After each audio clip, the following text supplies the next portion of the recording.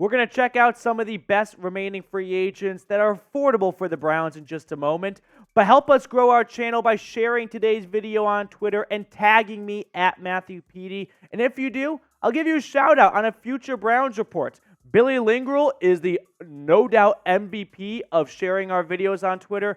Josh, Tim, Joshua Miller, and then Graphic Burns. I can never thank you enough for the awesome intro video you gave us, which we are about to roll right now.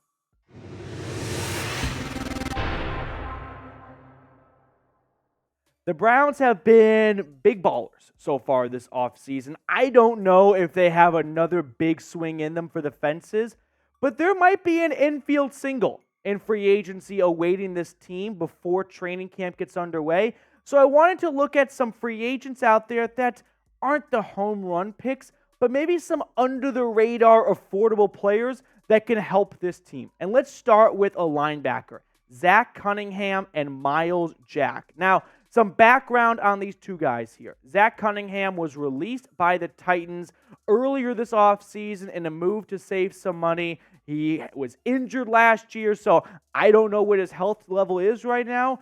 But I also thought the same thing about T.Y. Hilton last year, and he was very productive for the Cowboys when he stepped in like December. So Zach Cunningham and Myles Jack are two guys to keep an eye on because Cleveland's linebacker room is pretty good when healthy. I don't know when that will be, but when we look at the Browns linebacker room, you have three starters who are all very good starters. Like JOK, Anthony Walker, and Taki are all above average linebackers in the NFL. They also all ended the year on injured reserve last year. Now, JOK looks like he's going to be ready to go. Nothing slowing him down when training camp gets underway. But Walker and Taki are both coming off season-ending surgery. So the same cannot be said for them, right? I think you should watch for the linebacker position to be a spot where the Browns and Andrew Berry closely monitor as we get closer to camp. If Taki and Anthony Walker's rehab isn't going super duper well, and they don't look like guys who will be close to be playing in week one, and that's okay if they miss the first week or two of the season, kind of like Jack Conklin, but Zach Cunningham and Myles Jack are two players that aren't going to break the bank because they're not top-end linebackers. And the Browns aren't looking for one. They would be looking for someone to be a placeholder until Taki and Walker are ready to go.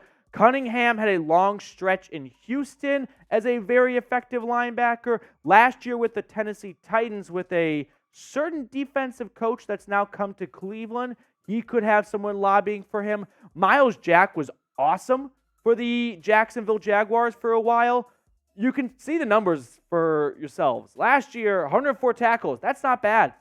He never impacted the game. No sacks, no forced fumbles, no interceptions. So for the role I am prescribing them as, which is a backup linebacker, both of these guys I think would be good candidates. If I had to pick one, I think Zach Cunningham is a really good veteran linebacker who, if healthy, and that's a big if because I'm not his doctor and I don't quite know where he's at. He missed a lot of time last year, but if healthy, he could step in here and be a good player to fit in until Taki and Walker come back. But either way, I think either linebacker could be a good addition.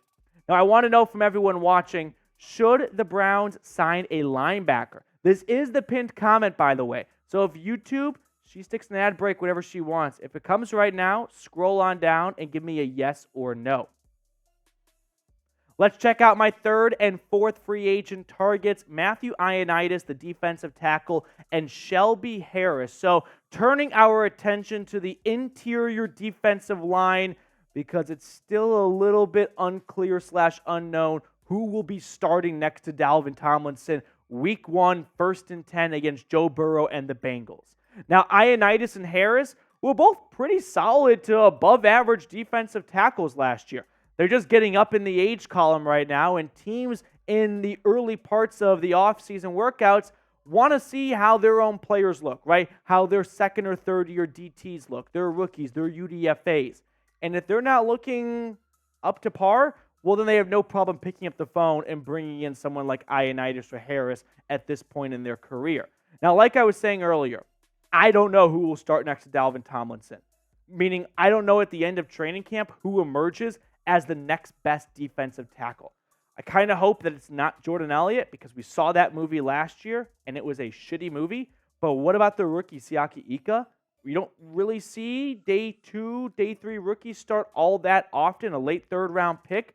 But maybe Ika can win out the job. If Perrion Winfrey can ever get his act together, I think he could be a really good candidate. But if none of those things really come to fruition, well, maybe you look to the free agency pool. Now, Jordan Elliott, to get more in the weeds on, is an interesting little case here because his contract was recently restructured. And what it did was it reduced his cap hit for this year, like Harrison Bryant's, and increased the guaranteed money.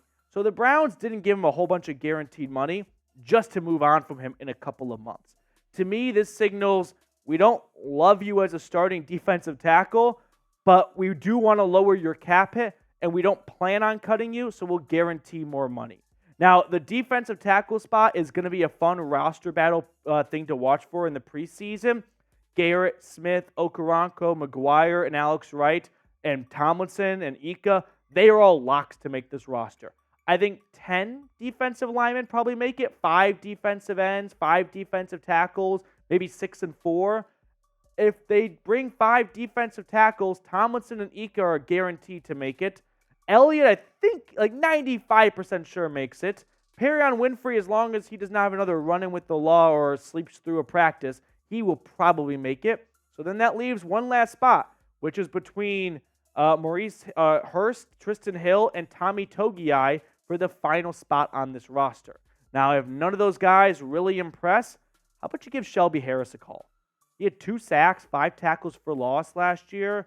PFF ranked him as one of the top half defensive tackles in football, top 20 if I remember correctly. I think Harris would be a very fun addition for this crew. He's good against the run, but he has some pass rush upside. He had like 5 or 6 sacks a few seasons ago. So Shelby Harris, in my book, would be an improvement over Jordan Elliott. Now, if a signing does happen, you guys know we're going to keep you covered here. Some, not going to call out names, but some people take their foot off the gas during June, during July, during the offseason. Not us here at the Cleveland Browns Report. Subscribe for free coverage right now. 5th and final free agent target is Kareem Hunt. This one I'm doing for all the oldies in the back that just want to hear the hits because there is a good chunk of the fan base that wants 27 back, and I hate to be the rain cloud, but I have to come crashing down on your party and say it seems unlikely as of now. Last year, Kareem Hunt, career low rushing average, under 4 yards a carry, also had a career low receiving average as well. Listen, if Jerome Ford starts stinking up the place in Berea in July and August, or I guess Greenbrier, then sure, I could see the Browns giving Kareem Hunt a call. But I'm confident in Jerome Ford. I used to be the czar of keep Kareem Hunt in Cleveland. Don't trade him away. Use him well with Deshaun Watson. Then we found out how big Watson's suspension was, and Kareem Hunt looked like he lost a step last year. So give me Jerome Ford as RB2. This seems to be the most polarizing topic for Browns fans. And you know what? If our biggest issue going into the season is who the backup for Nick Chubb is, we're doing pretty well for ourselves, not going to lie. But what do you guys think? Should the Browns re-sign Kareem Hunt? Type his jersey number 27 for yes, or if you want to move on, you can type 0 for no. Let me know where you stand on Kareem Hunt down in the comment section. Those are our 5 free agent targets. So we'll wrap up the show as we always do right now in the offseason with pick a card time. Mr. Lauderay, our producer, what card are you going with? Let's do the 7 of clubs. 7 of clubs. I actually like that. I have a good feeling about that. Get me down for the King of Diamonds. One last cut for good measure. Here we go. King of Diamonds! Let's go! Yes! Yes! Let's go! Who do you think you are? I am King of Diamonds! Let's go! Bingo! This feels way too good right now. That's what she said. Yes! Yes! Yes! Guess the card right. Pick 20. No way. Yes. Took me 26 tries. Now the competition is on. Will a producer get it right before week 1? King of Diamonds. I knew it. I knew it. Never in doubt. Never in doubt. Did you shuffle right? Oh, I shuffled. I shuffled a shit ton. Bingo. Yes. Let's go. We'll see you guys later.